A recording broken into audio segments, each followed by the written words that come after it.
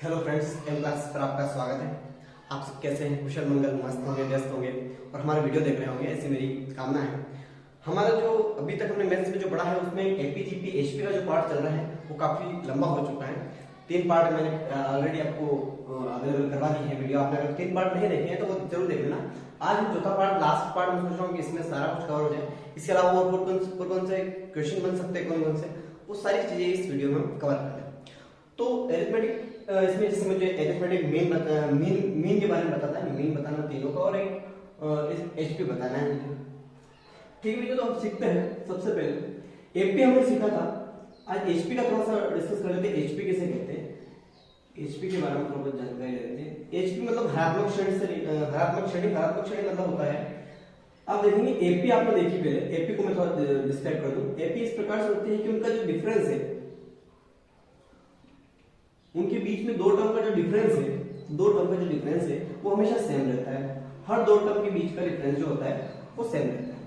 HP इसका just reciprocal कह सकते हो कि रेसिप्रोकल इस प्रकार से कि बट्टा में या अपोन में, इस प्रकार से इनका जो ये जो सीरीज होती है इसके अपोन में होती है। मतलब कि जैसे कि सीरीज ये है, नीचे डिनोमिनेटर में ये सीरीज चलती है, ये जो एपी है, ये एपी जो सीरीज है वो डिनोमिनेटर में चलती है, उसे हम एचपी कहते हैं।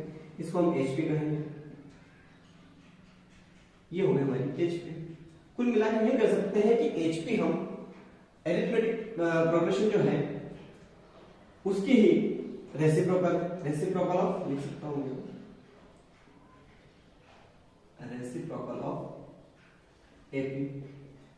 एक सीरीज हम लेके देखते हैं, जैसे कि 1/10, 1/20, 1/30, इस प्रकार से आगे भी आप देखिए यहाँ पर भी एपी सीरीज चल रही है। 10 का डिफरेंस है, इस प्रकार से कोई सीरीज होती है तो हम उसे एचपी कहते हैं या रेसिप्रोकल ऑफ एपी कह सकते हैं। ठीक है, तो हम सीखते हैं कुछ इनके ऊपर क्या क्या क्वेश्चन हो सकते हैं। एचपी के अलावा कुछ एचपी से रिलेटेड जो क्वेश्चन आते हैं उनसे चीजें। सबसे पहले हम मीन देखते हैं। मीन हमें सीखना है। ये इतनी सीरीज है, मीन से आप इनका प्लस और माइनस जो है सारे टर्म सारे निकाल सकते हैं। किसी मीन देखेंगे तो मीन से सारी चीजें आपको कवर हो जाएगी कि एचपी में और क्या हो सकता है। ठीक है, तो मीन देखते हैं हम। मीन के बारे में चर्चा करते हैं। मीन क्या होता है? मीन मतलब होता है माध्य। जैसे कि एपी और जीपी में और एचपी में, तीनों में अलग अलग मीन हो। अगर मैं एपी की बात करूं, एपी में सपोज कोई दो टर्म है ए और बी, कोई दो टर्म है ए और बी, तो इसका सॉरी एपी ने ए एम कर देता हूँ, सबको ए एम। मीन की बात करें इसको मीन कर देता हूँ। अरिथमेटिक मीन, ज्योमेट्रिक मीन और उसे हरात्मक मीन कह सकते हैं, हरात्मक माध्य से कहते हैं। ठीक है, एच। अब मैं देखता हूँ ए और बी अगर दो टर्म है तो उसका जो मीन होगा वो होगा ए अपॉन बी अपॉन 2। दो टर्म थी तो 2 नीचे लिखा और ऊपर a प्लस बी, दोनों का योग में जितनी टर्म होती है उतना। जैसे यहाँ पर अगर 3 टर्म होती है a plus B plus C, तो इनका जो मीन होगा वो हो जाएगा इस प्रकार से।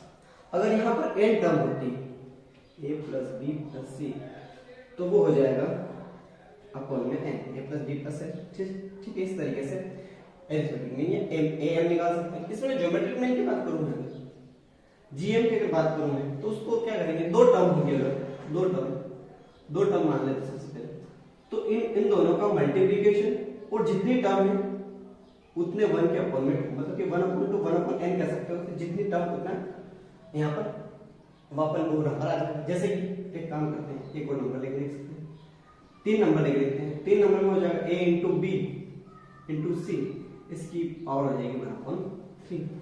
इस प्रकार से और ज्यादा नंबर लेके देखते हैं, ए नंबर लेके देखते हैं, तो ए इंटू बी इंटू सी और ऐसे इंटू में एन, इसकी जो पावर होगी 1/n। इसको मैं ऐसे भी लिख सकता हूं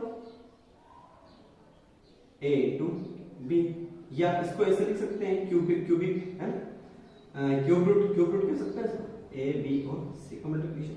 सेम इसका भी ए बी एन तक, और इसको एन रूट कह सकते हैं। ठीक है, इस तरीके से हरात्मक श्रेणी। अब हरात्मक श्रेणी जो होती है उसका मीन किस तरीके से निकालेंगे वो आप देखेंगे। पहले तो सीरीज देखो, जैसे कि सीरीज इस प्रकार चलेगी, ए और 1/b सेम अरिथमेटिक मीन का जस्ट रेसिप्रोकल होते इस प्रकार से कोई सीरीज होगी, ठीक है। दो टर्म ये मान लें। एचएम को निकालने के लिए हमेशा ये ध्यान रखना है आपको कि पहले आप एएम निकालिए। एएम जैसे इनका इसका एएम निकालता हूं, ठीक है। एएम निकालने के लिए मैं क्या करूंगा, दोनों टर्म्स को प्लस करूंगा अपॉन में 2 करूंगा। ये मैं निकाल रहा हूं एएम, ठीक है। सबसे पहले मैं एएम निकालूंगा, उसके बाद इसका एएम निकाल के क्या आ जाएगा, यहाँ पर आ जाएगा a plus B divided by A B upon में 2, या इसको ऐसे लिख सकते हैं a प्लस बी अपॉन में 2a। ये जो आया है ये अरिथमेटिक मीन आया है, इसका अरिथमेटिक मीन आया है। जस्ट अगर रकम मीन ज्ञात करना है, एचएम अगर मुझे ज्ञात करना है तो वो क्या हो जाएगा, वो हो जाएगा इसका just reciprocal 2ab upon a plus b। थोड़ी और चर्चा करते हैं इसके ऊपर, आप एक बार स्क्रीनशॉट ले लीजिए, उसके बाद आगे चर्चा करते हैं इसकी, ठीक है। इसका स्क्रीनशॉट ले लीजिए, ठीक है। अगर कोई नंबर, अगर नंबर चेंज करते हैं, यहाँ पर नंबर चेंज करते हैं, ज्यादा नंबर लेकर देखते हैं। अभी 2 नंबर लिए थे, अगर यहाँ पर ऐसा हो कि a 1 upon a plus 1 upon b plus 1 upon c, तो भी ऐसे ही सेम कि हम क्या करेंगे, पहले निकालेंगे अरिथमेटिक में। अरिथमेटिक के लिए तीनों को प्लस करना, सॉरी 3 नंबर लेना, ये नंबर लिए उसके तीनों को प्लस करना, 1 upon a plus 1 upon b plus 1 upon c divided by 3, कितने नंबर, ठीक। इस तरीके से अरिथमेटिक में निकाला है a। अब इसको सोल्व करते हैं। ये ऊपर हो जाएगा a इंटू बी इंटू सी, और ऊपर हो जाएगा bc प्लस ac प्लस इसको कर सकते हैं ab डिवाइडेड बाय ये 3, ठीक। इसको मैं सोल्व करता हूं तो क्या हो जाएगा, ये कुछ जैसे इस प्रकार से हो जाएगा ab plus bc plus ca divided by 3abc। ये आया हमारे पास अरिथमेटिक मीन, अभी फिलहाल में अरिथमेटिक मीन। अब इसको HM में बदलना है ना, उसके लिए हम क्या करेंगे, 3abc divided by ab plus bc plus c। ऐसी अगर n टर्म हो जाती है तो यहाँ पर, जैसे कि यहाँ पर n टर्म हो जाएगी तो डिवाइड में n आ जाएगा, ठीक। n टर्म होगी तो डिवाइड में n आ जाएगा, बस। और क्या, इस प्रकार से किसी भी सीरीज का HM निकाला जा सकता है, ठीक है। अगर श्रेणी है तो उसका अनुपात इस प्रकार से अपन निकालेंगे। ये तो कुछ इनकी डिटेल इस प्रकार से क्या क्या होता है। अब कुछ क्वेश्चन लेते हैं, इनसे रिलेटेड और क्या क्वेश्चन आ सकते हैं, कुछ क्वेश्चन लेते हैं और इस पूरी इस पार्ट को पूरा समराइज करते हैं क्या क्या आ सकता है, ठीक है।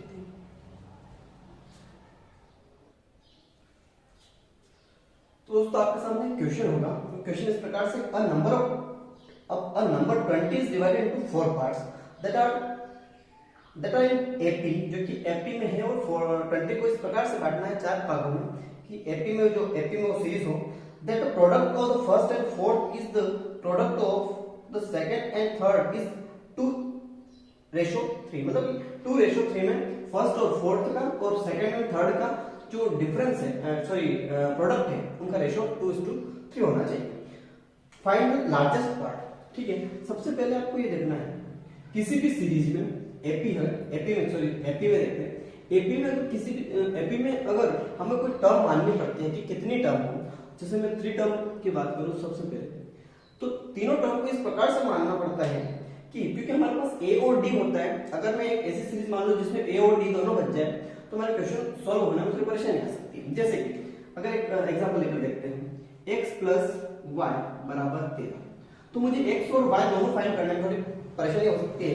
लेकिन अगर क्वेश्चन में कुछ दे रखा हो, इसकी हिंट दे रखी हो या ना भी दे रखी हो, तो भी मैं इस प्रकार से मान सकता हूँ कि एक सीरीज, अगर कोई सीरीज चल रही है, सीरीज का फिक्स एक फॉर्मेशन होता है, तो एक x मान सकता हूँ x और दूसरा मान सकता हूँ x प्लस 1, फिक्स फॉर्मेशन हो जाएगा। इस तरीके से मुझे एक ही टर्म फाइंड करने पड़ेगी और दोनों चीजें आ जाएगी। इस तरीके से मैं इसको अगर फाइंड करना हो तो थोड़ा आसान हो जाता है। एक टर्म को फाइंड करना आसान होता है, 2 टर्म को फाइंड करना थोड़ा टफ होता है। इसलिए मुझे इस प्रकार से सोचना है, ऐसे टर्म माननी है मुझे ऐसे, ताकि उनका जो प्लस हो वो कहीं ना कहीं एक ही टर्म में। जैसे कि अगर 3 टर्म की बात करें, 3 टर्म इस प्रकार से माननी है, बीच में a माइनस डी और a प्लस डी। आप देखोगे इसका जब सम करेंगे आप तो केवल a बच जाएगा और d कैंसिल हो जाएगा। अगर मुझसे 4 टर्म की बात करें कि 4 टर्म माननी है, तो मैं क्या करूंगा, a प्लस 3d और sorry a minus 3d, a minus d, a plus d और a प्लस 3, इस तरीके से 4 टर्म मानने की बोलेंगे। तो मैं 4 टर्म इस प्रकार से मानूंगा, आपको टर्म कैसे मानना है वो बता रहा हूँ मैं, ठीक है। अगर 5 टर्म की बात करें तो 5 टर्म में क्या करेंगे, a minus 2d, a minus d, a plus d और a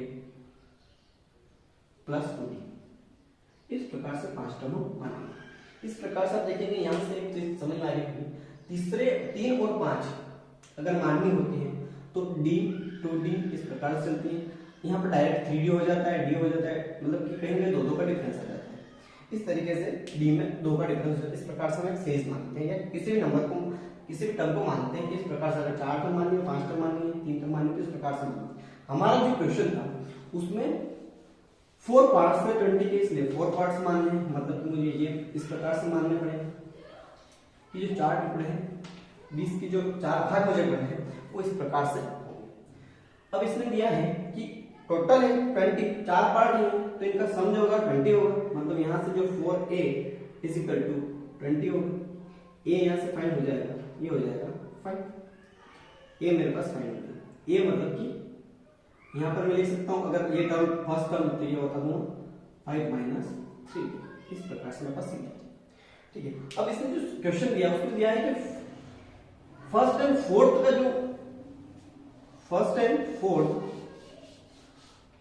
का जो प्रोडक्ट है a माइनस 3d और a प्लस 3d, इसका प्रोडक्ट, और सेकेंड और थर्ड का जो प्रोडक्ट है a माइनस d और a प्लस d, उसका जो रेशियो है वो 2:3, ठीक है। इस प्रकार से क्वेश्चन है।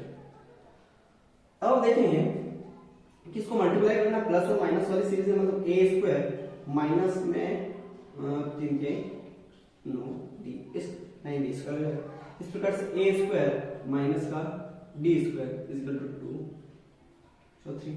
अब a की वैल्यू मेरे पास है पहले से 5 है, ठीक है, तो मैं इसको लिख सकता हूँ 25, ये हो जाएगा।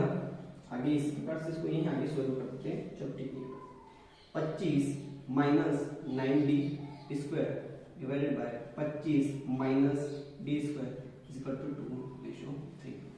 इसको सॉल्व करेंगे जब हम, तो ये हो जाएगा 3 से इसका मल्टीप्लिकेशन होगा, है ना, 75 माइनस 27d स्क्वायर बराबर ये 50 minus 2d square, 2d square, ठीक है। यहाँ से आप देखेंगे 27 में से ये 25d स्क्वायर हो जाएगा और ये 25 हो जाएगा, है ना, तो d स्क्वायर बराबर आएगा मेरे पास 1, तो d की वैल्यू आएगी प्लस और माइनस। हमारे पास d की जो वैल्यू आई है वो 2 अलग अलग वैल्यू आई है, प्लस में और एक माइनस में। अब मैं एक सीरीज बनाता हूँ इससे, जैसे हमें इसको +1 को रख के देखता हूँ, इस पूरी सीरीज में +1 को रख के देखता हूँ। 5 माइनस 3d, तो 5 माइनस 3 इंटू 1, यहाँ से हो जाएगा 2, यहाँ से 5 माइनस 1 मतलब हो जाएगा 4, यहाँ से 5 प्लस 1 6 और ये 8, इस प्रकार से एक सीरीज बनेगी। अगर मैं इसको -1 मानता हूं तो -1 मान के देख लेते हैं। जब -1 मानेंगे तो 5 माइनस माइनस प्लस हो जाएगा, +3 मतलब कि 8, यहाँ पर हो जाएगा 5 माइनस माइनस प्लस मतलब 6 प्लस 1 6, है ना, इधर 4 और इधर 2। और हमें फाइंड करनी थी इन चारों पार्ट में लार्जेस्ट पार्ट, तो लार्जेस्ट पार्ट इस सीरीज में देखो या इस सीरीज में देखो, दोनों ही तरफ से हमारा 8 जो होगा वो लार्जेस्ट पार्ट होगा। चलो नेक्स्ट क्वेश्चन देखते हैं। क्वेश्चन जो आपके सामने लगा हुआ क्वेश्चन इस प्रकार से है कि 2 numbers a and b are such that their GM मतलब कि geometric mean is 20% lower than their arithmetic mean. Find the ratio between the numbers. इस प्रकार का हमारे पास क्वेश्चन है। सबसे पहले ये देखना है कि क्या क्वेश्चन में दिया है अरिथमेटिक मीन और ज्योमेट्रिक मीन। इसमें दिया है कि ज्योमेट्रिक मीन का ये मतलब अरिथमेटिक मीन का से 20% कम, मतलब कि ये हो जाएगा 80। यहाँ से जो रेशियो आया वो आया 5 और 4।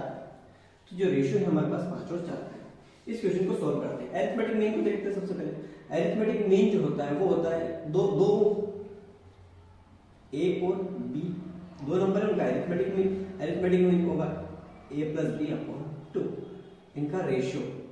ज्योमेट्रिक मीन होगा रूट में a इंटू बी, या मैं a इंटू बी, इसको भी a और b ऐसे लिखता हूँ कि क्वेश्चन में जिस प्रकार से देखा है वो, ठीक है। इनका जो ये होगा ये होगा। अच्छा चल, अब इसको मैं सोल्व करता हूँ। a plus B divided by 2 root में a b बराबर 5/4। अगर आपने कंपोनेंट डिविडेंड रूल पढ़ा होगा तो उसको अप्लाई करते हैं। कंपोनेंट डिविडेंड रूल योगांतर अनुपात है ना, योगांतर अनुपात लगाते हैं इसमें। तो ये इस प्रकार से हो जाएगा कि a प्लस बी प्लस में 2 रूट में A B divided by a plus B minus में 2 रूट ए बी। सेम इसमें भी लगाएंगे तो ये हो जाएगा 5 और 4 9 और 5 माइनस 4 1, ठीक है। अब आप यहाँ देखेंगे कि एक फार्मूला बन रहा है रूट ए का स्क्वायर रूट बी का स्क्वायर प्लस रूट में 2 रूट ए इंटू बी। तो ये आप देखेंगे फॉर्मूला बनाएंगे कि रूट में ए प्लस रूट में बी का whole square divided by root में ए प्लस रूट में बी का, सॉरी माइनस हो जाएगा, ये माइनस का है इसलिए माइनस का फार्मूला बनेगा, स्क्वायर बराबर हो जाएगा 1, ठीक है। तो यहाँ से ये अपना जो इक्वेशन जो बन रही आगे की वो देखेंगे कि root A plus root B divided by root A minus root B बराबर हो जाएगा 3/1, ठीक है। इसका मैंने दोनों का क्या कर दिया, रूट कर दिया। रूट करने से इन दोनों के स्क्वायर हटेगा, ठीक है। अब देखिए यहाँ से वापस कंपोनेंट डिविडेंड रूल लगाएंगे। कंपोनेंट डिविडेंड रूल कब अप्लाई करते हैं इसके ऊपर पूरा एक वीडियो बनाएंगे, उस वीडियो से आप सीख जाएंगे कब लगाएंगे। सबसे पहले ये ध्यान रखना होता है कि जब प्लस और माइनस का रेंज दिया होता है या फिर किसी तरीके से सॉल्यूशन इस प्रकार से कुछ नंबर बनता है तो तब लगाते हैं, ठीक है। तो देखते हैं इसमें वापस लगाएंगे कि इस प्रकार से आएगा रूट ए अपॉन रूट बी बराबर 4/2। अगर ये देखेंगे इसको काट सकते हैं यहाँ से, तो मैं इसको ऐसा लिख सकता हूँ कि 2:1। तो a और b निकालने के लिए मुझे इनका स्क्वायर करना पड़ेगा, तो 4 और 1 है। मुझे निकालना भी यही था, find the ratio between numbers. इस प्रकार से इस क्वेश्चन को सॉल्व करते हैं।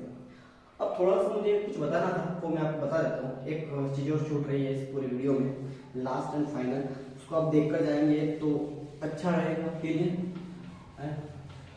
ठीक है। जैसे कि अभी हमने AM और AM निकालने के लिए और GM निकालने के लिए जो प्रोसेस अपनाएंगे वो आपको अपनाना ही है। इसके अलावा मुझे एक चीज बतानी थी आपको, एक था कि जीपी में किसी सीरीज, जीपी में कोई सीरीज होती है, उसमें हम किसी टर्म को अगर मानना पड़े कि मुझे क्या क्या टर्म सपोज करनी है, जैसे कि 3 टर्म मुझे मानना है, तो मुझे फर्स्ट टर्म क्या माननी पड़ेगी, एक टर्म माननी पड़ेगी इस प्रकार से, और ये हो जाएगा AR। क्यों? क्योंकि जीपी में जो रेशियो होता है वो हमेशा समान रहता है, सेम रहता है। अब यहाँ से देखिए A डिवाइडेड बाय R, यहाँ से जो रेशियो आएगा वो R है। सेम इसका AR डिवाइडेड बाय A, यहाँ से जो रेशियो आया वो भी R है। तो रेशियो सेम रहता है, इसलिए मुझे रेशियो सेम करने का प्रयास करना पड़ेगा कि जितनी भी टर्म मैं मानूं वहां पर रेशियो हमेशा सेम रहे इस प्रकार से, ताकि इससे क्या होगा कि जब इनका मल्टीप्लिकेशन किया जाएगा, क्योंकि क्वेश्चन इस प्रकार से पूछा जाएगा, मैं क्वेश्चन नहीं करवाऊंगा, काफी लंबा वीडियो हो जाएगा। क्वेश्चन इस प्रकार से आएगा कि इनका मल्टीप्लिकेशन दे रखा होगा, तो वहां पर अपना मल्टीप्लिकेशन में ये सारी चीजें कट जाएगी और लास्ट में ये अपने पास एक नंबर बच जाएगा, ठीक है। अगर 4 टर्म माननी हो, ये तो 3 टर्म, 4 टर्म अगर माननी हो, A divided by R cube, ऐसे A डिवाइडेड बाय R, ये हो जाएगा A और ये हो जाएगा AR क्यूब, इस प्रकार से, सॉरी AR और R, इस प्रकार से 4 टर्म माननी है।